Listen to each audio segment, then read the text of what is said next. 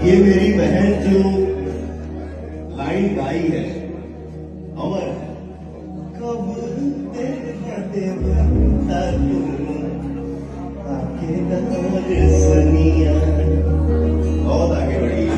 मस्त रही है, सब मस्त रही है। हमारा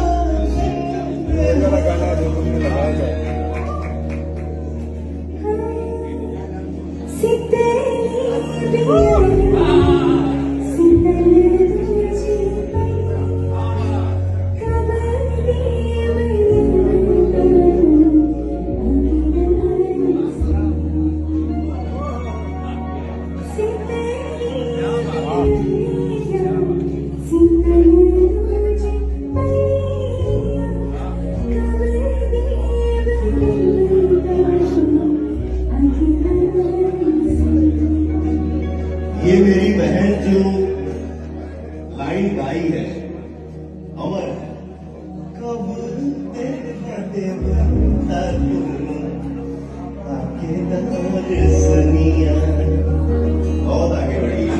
मस्त रही है, सब मस्त रही है। हमारा